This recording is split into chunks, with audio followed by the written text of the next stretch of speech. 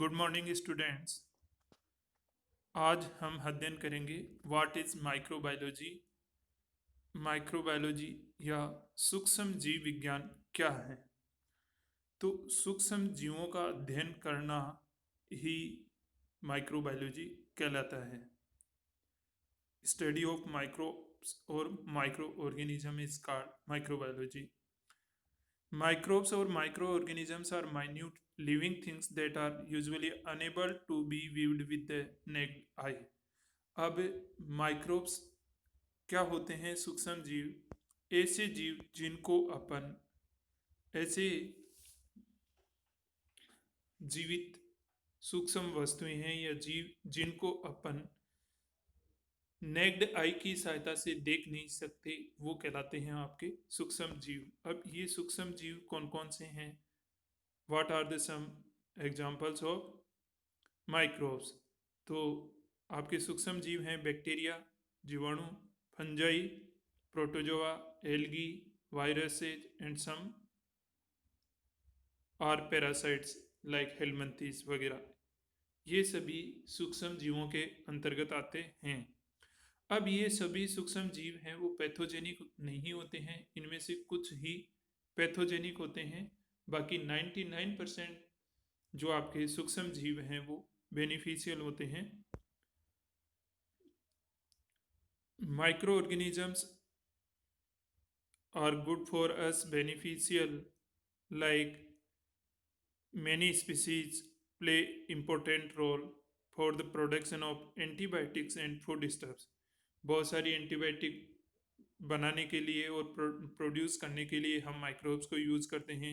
Organic waste को हैं वो विघटन के का काम भी कौन करते हैं? माइक्रोब्स।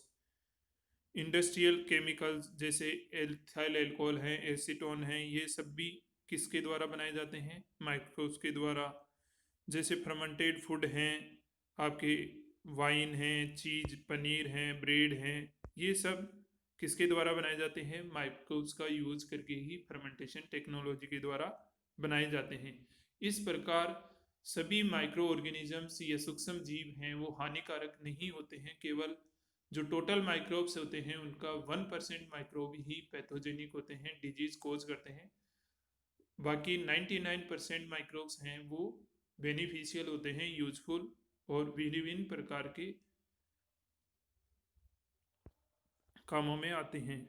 अब इनकी खोज किसने की थी? सबसे पहले माइक्रोब्स की एंटनी वॉन ल्यूवेनहुक था। उसने सबसे पहले हैं इन माइक्रोब्स को रेन वाटर, बरसात के पानी में, और आपके पॉन्ड वाटर, तालाब के जल में, ब्लड, और जो दांतों का इनेमल था उसमें माइक्रोस्कोप की सहायता से देखा और इनको क्या कहा?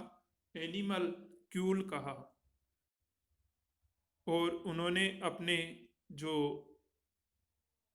पेपर पब्लिश किया रॉयल सोसाइटी ऑफ लंदन में, उसमें इन्होंने इन जो देखा माइक्रोब्स को, जिसमें पॉन्ड वाटर में, रेन वाटर में और दांतों के इनेमल में, उनके इन्होंने अच्छे स्केचेज और पिक्स भी बनाई ही, जिनको इन्होंने रॉयल सोसाइटी ऑफ लंदन में प्रकाशित किया। अब माइक्रोब्स की खोज के बारे में ल्यूवेनहुक ने बता तो दिया 1675 में, लेकिन माइक्रोब्स की डिस्कवरी के बाद में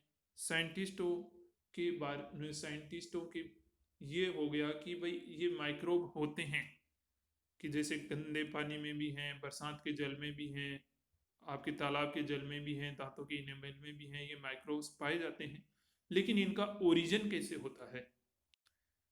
जैसे ही माइक्रोब के बारे में पता चला, उनके ओरिजिन के बारे में डिस्प्यूट पैदा हो गया कि इनकी ओरिजिन कैसे होती है, या स्वतः उत्पन्न होते हैं या किसी कोई प्रेजेंट पहले इनका कोई पेरेंट से इनकी उत्पत्ति होती है। तो इसके लिए अलग अलग थ्योरी दी गई। सबसे पहले थ्योरी ऑफ स्पॉन्टेनियस जनरेशन, मतलब स्वतः उत्पत्ति का सिद्धांत दिया गया अरस्तु के द्वारा।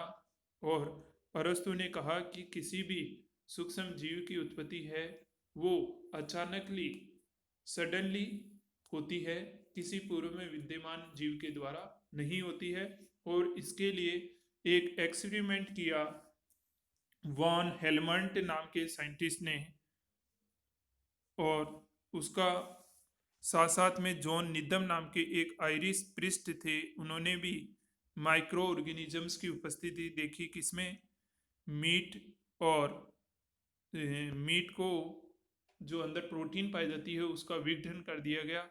तो उसने देखा कि इसमें जो मीट की प्यूट्रीफाइंग प्रॉपर्टी, जो प्यूट्रिफिकेशन है वो किसी न किसी माइक्रोब्स के द्वारा है, और ये माइक्रोब हैं वो स्वतः उत्पन्न हो गए।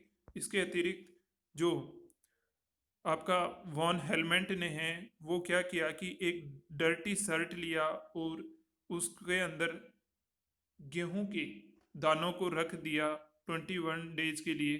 तो उसने देखा कि 21 डेज के बाद में है वो जो आपके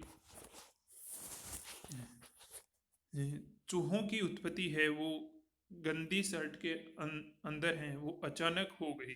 तो उसने कहा कि जो शर्ट में चूहों की उत्पत्ति है वो बिना किसी पूर्व में विद्यमान जीव के द्वारा हुई है, और इसका समर्थन भी है वो बहुत सारे दार्शनिक वैज्ञानिकों ने, जैसे एम्पिडोक्लेस हैं, एनाक्सीमेंडर हैं, थेल्स हैं, जिनोपेल्स आदि, इन्होंने सबने इसका क्या किया, समर्थन किया और कहा कि कूड़े करकट और तालाब की कीचड़ आदि से मेंढक, मछली और कीड़े मकोड़े आदि हैं वो स्वतः हैं क्या होते हैं, जन्म स्वतः हैं जन्म लेते हैं।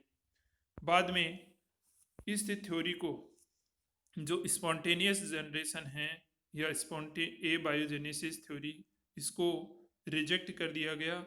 वार हार्वे और हक्सले नाम के साइंटिस्ट ने बताया कि जो नए जीवों की उत्पत्ति है वो पहले से विद्यमान जीवों के द्वारा ही होती है, और इसका जो एक्सपेरिमेंटल प्रूव है वो दो साइंटिस्ट के द्वारा किया, फ्रांसिस्को रेडी का प्रयोग और स्प्लेंजो लेजेरो स्प्लेंजेनी का प्रयोग द्वारा, दो प्रयोग किए गए, फ्रांसिस्को रेडी और लेजेरो स्प्लेंजेनी, उसके द्वारा थ्योरी ऑफ बायोजेनेसिस को रिजेक्ट किया गया। Spontaneous generation was disproved by in 1668 by Italian scientist Francisco Redi। उसने क्या किया कि जो एक 3 जार लिए, क्या लिए, 3 जार लिए, 3 जारों में उसने जो मगुट मीट होता है उसमें 3 जारों में मीट रख दिया, और एक जार को उसने खुला रख दिया, दूसरे जार को उसने सील्ड कर दिया, और एक जार को उसने नेट से ढक दिया।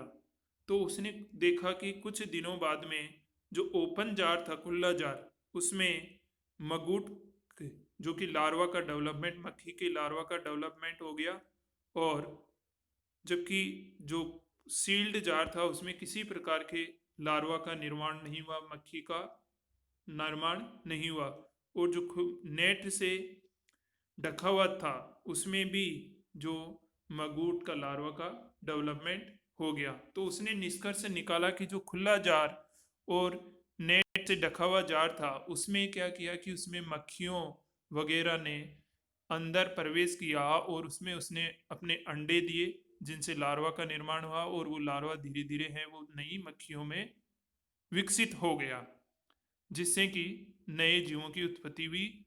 इससे यह निष्कर्ष निकाला कि उसमें पहले से विद्यमान अंडे जो कि मक्खियों के द्वारा दिए गए, उनसे नए लार्वा का निर्माण हुआ, और वो लार्वा आगे डेवलप होकर के कंप्लीट एक इंसेक्ट या मक्खी का निर्माण किया। इसी प्रकार लेजेरो स्पेलेंजेनी ने भी जो सूप था उसको सूप को स्टेरलाइज किया, हीट स्टेरलाइज, और फिर उसके बाद में उसको क्या किया, जार की सहायता से ढक दिया, एक को सील्ड कर दिया और एक को किससे, कॉर्क से ढक दिया। तो जो कॉर्क से ढका था उसमें जो जीवाणु थे वो प्रवेश कर गए, और प्रवेश करने के कारण उसमें भी जो आपका मीट था, जो आपका सूप था, फर्मेंटेड सूप, उसमें है वो नए जीवाणुओं की उत्पत्ति हुई, जबकि जो सील्ड जार था उसमें किसी प्रकार के जो बैक्टीरिया थे उनकी उत्पत्ति नहीं हुई। इससे भी उसने यही निष्कर्ष निकाला कि जो कॉर्क से ढका हुआ जार था उसमें जीवाणु अंदर एंटर कर गए और इसकी वजह से उन्होंने वहाँ अपने एग्स वगैरह दिए, मल्टीप्लाई किया और नए जीवाणु की उत्पत्ति हो गई। तो इससे भी यही निष्कर्ष निकला कि जो नए जीवों की उत्पत्ति है वो पूर्व में विद्यमान जीवों से ही होती है।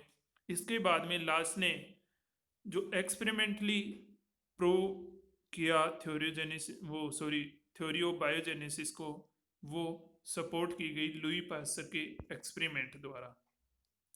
लुई पास्चर क्या था कि लुई पास्चर एक केमिस्ट्री का प्रोफेसर था यूनिवर्सिटी ऑफ लीले फ्रांस में, जिसको कि फादर ऑफ माइक्रोबायोलॉजी के नाम से भी जाना जाता है। उसके माइक्रोबायोलॉजी के विकास और बहुत सारी साइंटिफिक डिसिप्लिन में उसने नई टेक्निक्स की डिस्कवरी की, इसलिए उसको फादर ऑफ माइक्रोबायोलॉजी के नाम से भी जाना जाता है। उसने ही सर्वप्रथम एक्सपेरिमेंटली प्रूव किया कि जो नए जीवों की उत्पत्ति है वो पूर्व में विद्यमान जीवों से होती है, और इस प्रकार उसने जो थ्योरी ऑफ स्पॉन्टेनियस जनरेशन या एबायोजेनेसिस हैं उसको डिस्प्रूव कर दिया एक स्वान नेक्ड फ्लास्क में एक्सपेरिमेंट करके।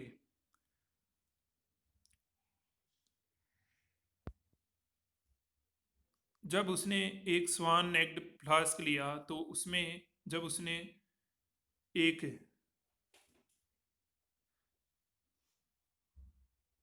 स्वान नेक्ड फ्लास्क और एक स्ट्रेट फ्लास्क लिया, तो स्वान नेक्ड फ्लास्क में क्या है कि जो उसकी नेक है वो एस शेप्ड होने के कारण उसमें किसी प्रकार के बैक्टीरिया वगैरह एंटर नहीं कर सके, और उसमें हैं वो नए जो आपका जो मगुट था उसका निर्माण नहीं हुआ। जबकि जो स्ट्रेट नेक वाला जो आपका फ्लास्क था उसमें मगुट या नए इंसेक्ट्स का डेवलपमेंट हो गया, क्योंकि उसमें स्ट्रेट नेक होने की वजह से आपके उसमें बैक्टीरिया, वायरस और अन्य प्रकार के जीवाणु प्रवेश कर गए, जिससे नए जीव की उत्पत्ति हुई। इसके अतिरिक्त लुई पास्चर ने काम किया कि जो वाइन और बियर है उसका जो खट्टापन है वो किसके कारण होता है, क्योंकि उसमें जो आपका किसी अनडिजायरेबल अवांछित माइक्रो ऑर्गेनिज्म की ग्रोथ हो जाती है, जिसकी वजह से वो एल्कोहल स्पॉइलेज कर देती है, और आपके जो वाइन और बियर का स्वाद है वो कैसा हो जाता है, खट्टा हो जाता है। तो इसका मतलब भी है कि जो आपका डिजायरेबल माइक्रो ऑर्गेनिज्म है वो उसके स्वाद को खट्टा नहीं करेगा, वो केवल फर्मेंटेशन की प्रक्रिया द्वारा आपका अल्कोहल है वो प्रोड्यूस करेगा। जबकि जो आपका अनडिजायरेबल माइक्रो ऑर्गेनिज्म है वो उसमें स्पॉइलेज की वजह से आपके वाइन और बियर को है वो खट्टा कर देगा।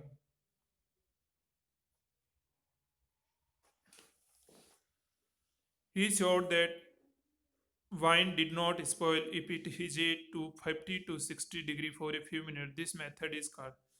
उसने यह भी किया कि जब आपका जो वाइन और बियर है उसको 50 से 60 डिग्री सेल्सियस पे अगर कुछ मिनटों के लिए गर्म किया जाए तो आपका उसका जो स्वाद है वो खट्टा नहीं होगा, क्योंकि जो 50 और 60 डिग्री सेल्सियस पे हीटिंग करने से आपके बैक्टीरिया हैं वो क्या हो जाएंगे, डेस्ट्रॉय हो जाएंगे, और डेस्ट्रॉय होने की वजह से वो अब वाइन और बियर को हैं स्पॉइलेज नहीं करेंगे।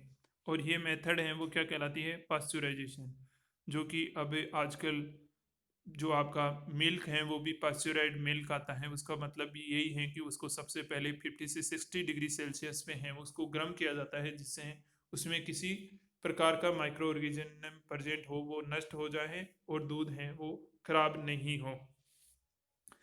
He is also founder of germ theory of diseases, as he visualized that diseases are caused by microorganisms. He invented steam sterilization, sterilizer autoclave, and hot air oven, and also established the importance of cotton wool plugs for protection of culture media from aerial contamination. Louis Pasteur ने क्या किया कि एक जो autoclave होती है sterilization करने के काम में आती है माइक्रो ऑर्गेनिजम्स से फ्री करने के लिए, उसकी भी उसने खोज की। इसके अलावा उसने हॉट एयर ओवन है उसकी खोज की, और जो आपका कल्चर मीडिया और ये बनाते हैं अपन, उसमें जो कॉटन प्लग लगाते हैं वो भी टेक्निक इसी ने डेवलप की। कॉटन प्लग अपन इसलिए लगाते हैं कि उससे से किसी प्रकार का माइक्रो ऑर्गेनिज्म है वो आपके कल्चर मीडिया में प्रवेश नहीं कर सकता है। He differentiated between aerobic and anaerobic bacteria and coined the term anaerobic to refer the organisms that do not require oxygen. Louis Pasteur ही एक ऐसा साइंटिस्ट था जिसने एरोबिक वायवीय और अवायवीय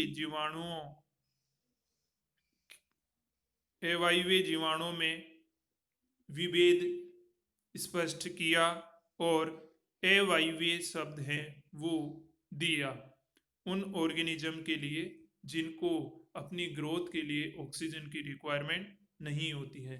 इसका मतलब है कि जो वायवीय और अवायवीय जीवाणुओं में जो डिफ्रेंशिएशन है वो भी स्पष्ट किसने किया? लुई पास्चर ने। और अवायवीय शब्द भी किसने दिया? लुई पास्चर ने।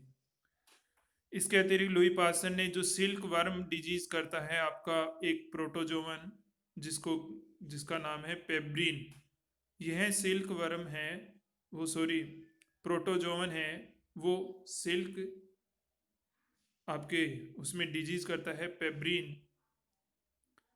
और इसको कंट्रोल किया जाता है अगर किसी पैरासाइट के द्वारा इसकी क्रॉस ब्रीडिंग करवा दिया जाए तो पेब्रिन नामक जो डिजीज की जाती है सिल्कवर्म के द्वारा उसके प्रोटोजोन के द्वारा, वो भी किसने खोज की? लुई पास्चर ने।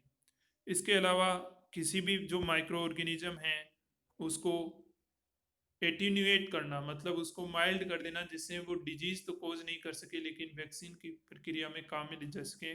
इसलिए एटीन्यूएशन की प्रक्रिया का डेवलपमेंट भी किसने किया? लुई पास्चर ने।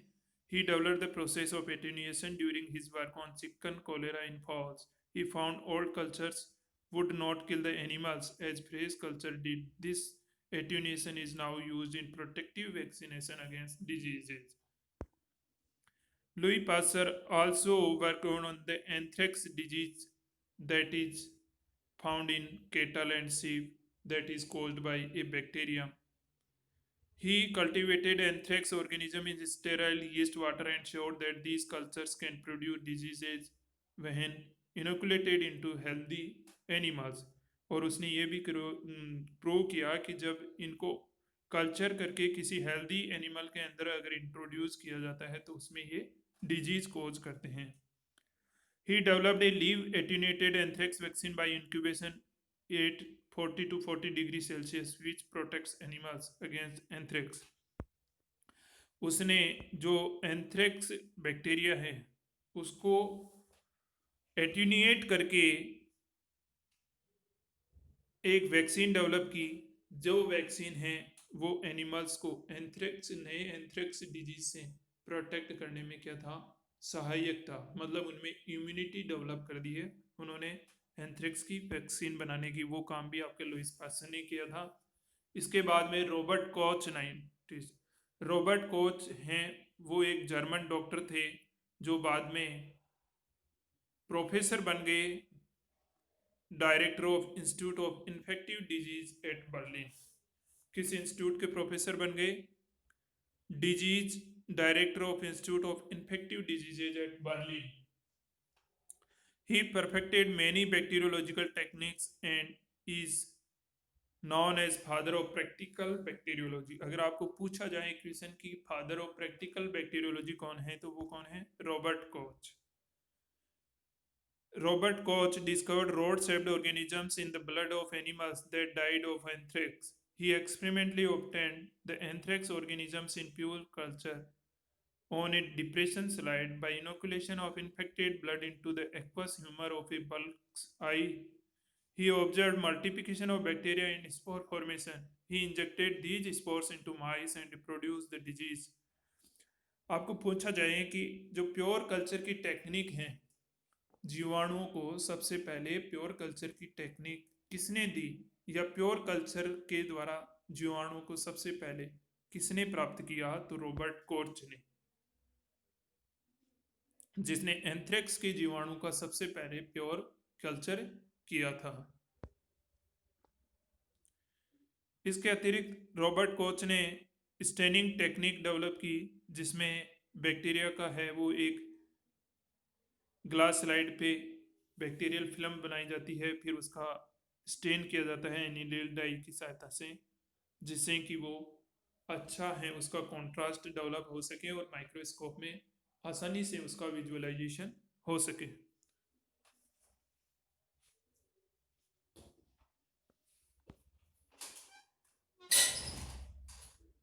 5 minute, 5 5। He discovered tubercle bacillus. इसके अतिरिक्त रॉबर्ट कोच ने जो माइकोबैक्टीरियम ट्यूबरकुलोसिस खोज करता है, उस बैक्टीरिया की भी इसने खोज की और उसको कोक बेसिलस नाम दिया। विब्रिया कोलोरी जो कि एक कोलेरा डिजीज करता है, उसकी भी खोज रॉबर्ट कोच ने की। ये अभी मैंने आपको बताया ही था कि he develop pure culture techniques by introducing solid media, the use of agar agar obtain from डाइड सी वीड्स जिलेडियम टीसी। तो प्योर कल्चर टेक्निक भी है वो रॉबर्ट कोच ने डेवलप की।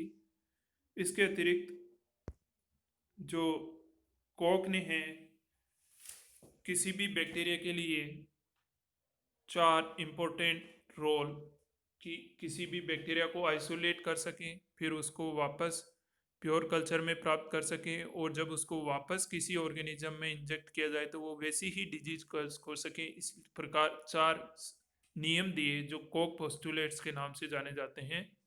Koch did a series of experiments to fulfill the criteria led by his teacher Henle to establish the causative role between a particular microorganism and a particular disease, कि किसी भी micro organism और का किसी एक disease cause करने में एक पर्टिकुलर रिलेशन होता है, और तभी अपन उसको उसके पहचान सकते हैं।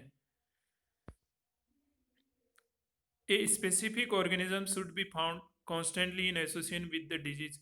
एक स्पेसिफिक ऑर्गेनिज्म है वो कॉन्स्टेंटली फाउंड पाया जाता है किसी भी डिजीज में। जैसे कि एंथ्रेक्स डिजीज है तो उसके अंदर एंथ्रेक्स का जो कोज करने वाला बैक्टीरिया है वो ऑलवेज उसमें पाया जाएगा।